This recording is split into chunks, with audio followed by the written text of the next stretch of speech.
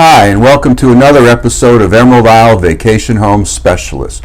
I am your host, Dennis Richkovsky, your local donut baker and broker of real estate, specializing in waterfront and waterview properties along the Crystal Coast, especially in my hometown of Emerald Isle, North Carolina.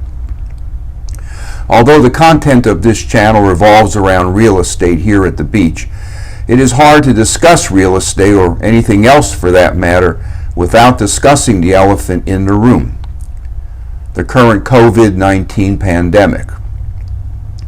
Since my last episode a week ago, COVID-19 continues to spread nationally as well as locally. At last check, officials in Carteret County, where I live, have identified 18 confirmed cases of COVID-19. Of these, 11 have fully recovered and 7 remain active.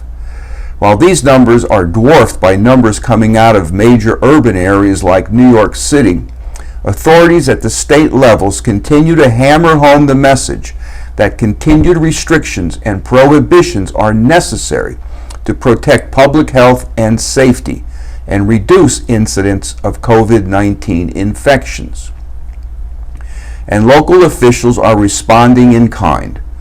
In Dare County, for example, the home to Duck, Kitty Hawk, and Nag's Head, these prohibitions include closing its borders to visitors and non-resident property owners alike.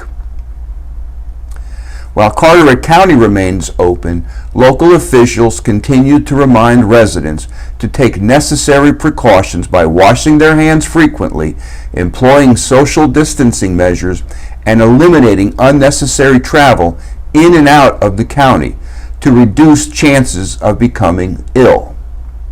In Emerald Isle, where I reside, officials are concerned about the amount of traffic coming onto the island. Last Friday, the number of vehicles traveling along Highway 58 or Emerald Drive suggested that many individuals are not eliminating unnecessary travel. Another concern is the amount of repair work being done on homes. To be sure, this is the time in a normal season to see many construction crews banging nails on roofs, decks, and sidings. However, it is a bit disconcerting to see a crew of 9 individuals repairing a house on Sound Drive and not practicing social distancing.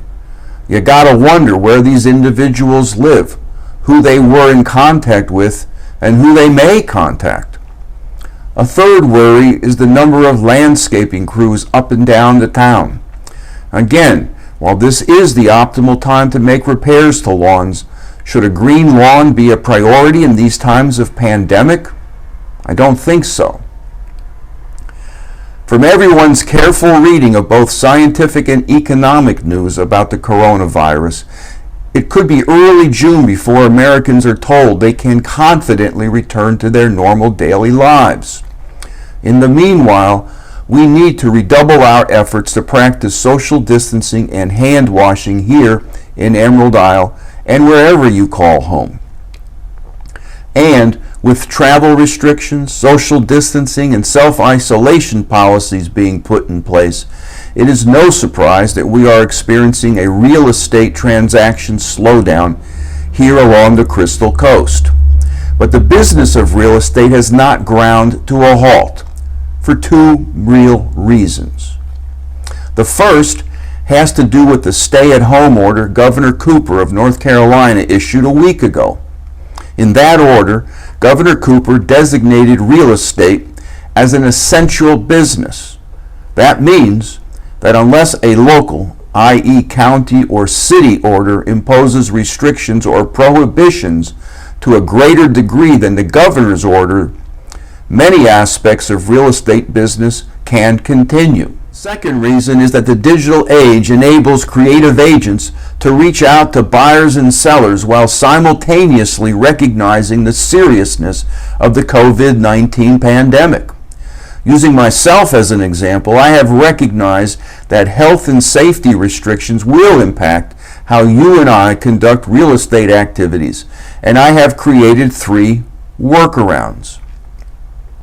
All of these workarounds start with the premise that virtually all real estate buyers and sellers are at home and are on the internet a lot more than normal. My first workaround is designed to assist my buyers in their house hunting. I am making videos of houses they are interested in using the Ken Burns effect. The Ken Burns effect is a type of panning and zooming effect used in video production from still images. In this way, I respect social distancing, travel restrictions, and self-isolation while giving my clients valued information. My second workaround is designed to help my sellers. Here I create a call to action that I attach to their featured image in their Zillow listing. The call to action offers a video tour for texting a code to my autoresponder. My autoresponder captures the potential buyer's contact information, and a video of the seller's property is sent automatically to the interested individual. Then I follow up with the buyer lead by telephone and email. My third workaround is doing listing presentations by telephone. This is such a powerful technique in these times of social distancing, travel restrictions, and self-isolation orders that I will devote a future episode to it. And this listing by telephone technique will be a boom even when life returns to normal. Much of my market is in second homes. So how cool will it be for a seller to listen to my listing presentation from the comfort of their living room, whether they live in Raleigh, Miami, or Santa Barbara? And while all my digital workarounds cannot physically replace touring a home, we had 7 new listings and 6 pendings reported today in the Carteret County Multiple Listing Service. The numbers are not great, but they do demonstrate that virus or no virus, life goes on in the world of real estate here along the Crystal Coast. Stay well and stay healthy, and return next week to this same bat channel at the same bat time of 9 a.m. on Thursday for another episode of Emerald Isle Vacation Home Specialist.